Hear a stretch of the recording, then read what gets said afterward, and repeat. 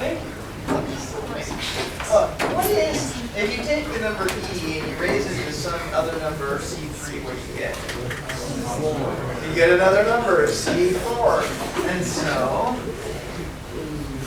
we could write this as c4e.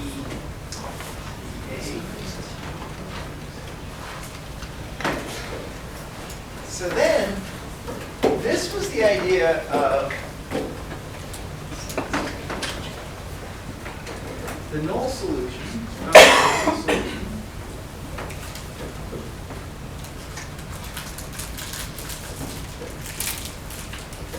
Is a family of solutions. Whole bunch. Whole bunch. Is a family of solutions. A family of solutions based on C4. Here's my question. That's okay. I must have been like completely missing the whole concept of null solution. When we say like the complete solution, okay, so the null solution, a particular solution is the null solution with numbers plugged in. Say that again? Is the particular solution the null solution because with numbers plugged in? No. No? The particular, I think so. Well, is the particular solution null solution with numbers? No. I'll show you one. That's a good question. So remember, so you're like, wait a minute, how does this go back to line null? Because when we have this, remember that this is the same as y prime minus ay equals 0. So in other words, we're solving this, right now, this and this, we're solving the same problem. So the solution that we're getting is the null solution because we have 0 right. So the particular solution is when, we call this q, is when q is not 0. And so then our problem here would have been y prime equals ay plus e. Good. I know that's a lot to keep track of. So here's my question. What is C4?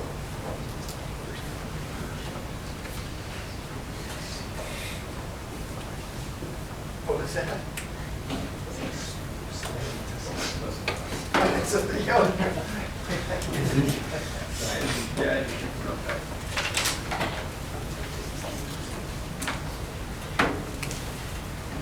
where did you get that? Merry Christmas. That's so cheery. Okay. What is the relationship between C4? What is C4? It's right. So how do you find? So we find yeah, right. You find your find C4 when, or I'm not saying when. How about this? Based upon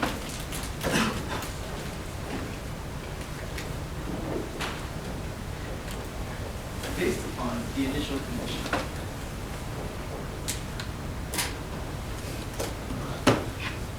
Initial condition. So what is C4? It's right here. It's y0. Or wherever your problem begins. Like when we compounded money, remember after 5 years, our initial condition wasn't y of 0, it was y of 5. So we had to compute. We put in t was 5, and we figured out y of 5 was. So it can change. I have a question. Yes. And hopefully not answer it. But I was working on this Joe today, and it was a problem where part of the section was in, but he was just showing like a different way we can write it as like y null minus y infinity. We were in that equal because b to at minus y plus y infinity or something like that. it's like when he uses the big Y's. Oh, yeah, we're gonna try to stay away from those. Okay, we just wanted to like know, like, that's not a new null solution, it's just rearranging it. Yeah, that's So, exactly okay. what we're gonna do. Okay. Yeah, so Vanessa's got a great question, and it keeps coming up over and over and over and over. And here's what it is let's do this. So we're gonna set this idea for, we're gonna set separation on hold, but I wanna return to this idea of this constant for a moment. So for example, we've been solving y prime equals ay plus q. And our solution was y. So we just, let me just rewrite it this way so the notes are clear. So we solve y prime equals ay plus q as y equals y of 0 e to the at plus q over a times e to a t. Would I go switch? I think I did. No, that's right. No, that's right. Is that what it is? Yeah. So that was our general solution. And we have a particular, this was our, this is our y null. And this was our y. So this has caused some confusion, especially if you've gone other places to find resources. Because usually most books don't do it quite as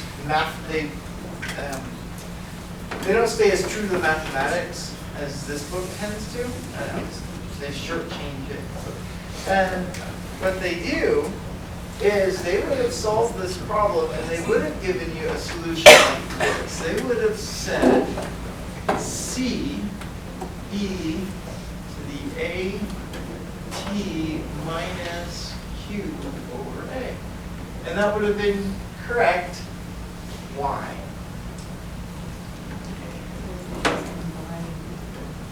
There's a constant that's formed with y null and the infinite. Right. So watch what happens. So this is what we often see.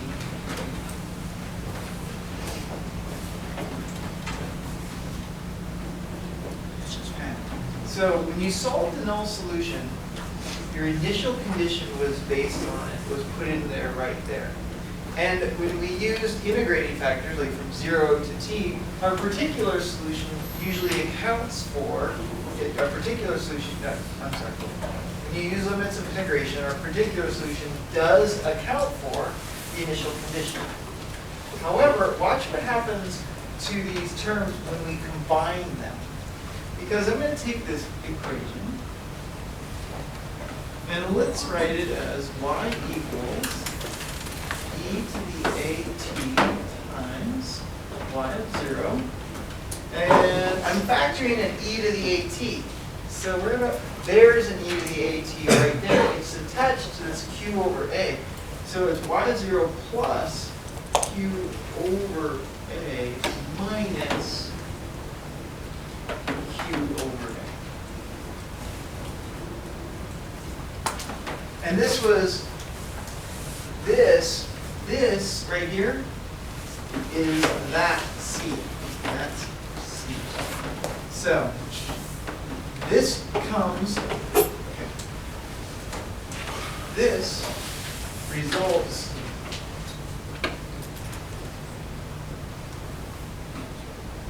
from definite integrals.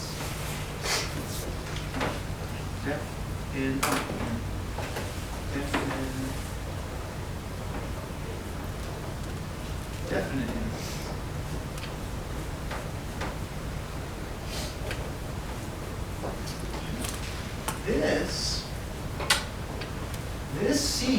from indefinite integrals. Indefinite.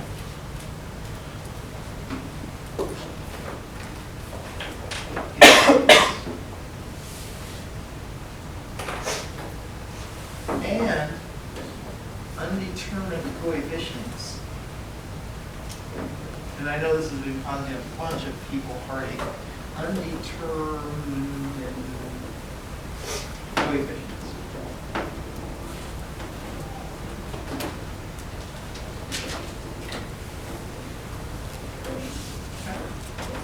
The point here is whenever you're using undetermined coefficients or you're using indefinite integrals, you're going to have to go back and figure out C at the very end of the problem based on starting the initial conditions. All right, let's move on to another example. Any questions on that? Yeah. What is that arrow coming to with results from definite integrals? The whole parentheses. This whole piece. So Oh, like inside? yeah, we get y of 0. I'll do it this way. We get y of 0 and we get this q over a. But when we have indefinite integrals, we get none of these. We get a c, and our job is to go back and figure it out. And so when we solve, and we're going to do this here in a moment, but you would never have gotten this long particular, this whole complete solution. Instead, you would have gotten this condensed version. So in the answers in your back of the book, oftentimes they were combining these two terms. Thank you. This is very cool, but I guess my question is about that whole thing though is still the particular solution. Yes. And then, yeah, so and then you were also asking about y infinity and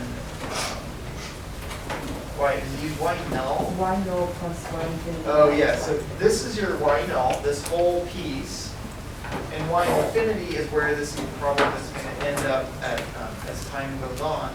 And so if a is less than 0, then this whole term with the y null goes away, and your end result is minus q over a.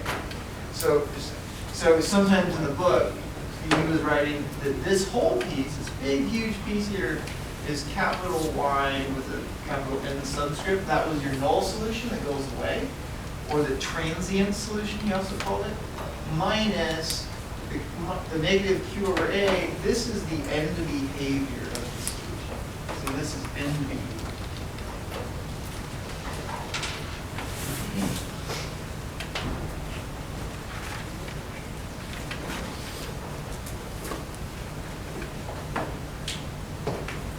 Marceline? What was when I said required you? She was saying that it's just the particular solution. This piece is the particular solution. All right, let's try another one of these.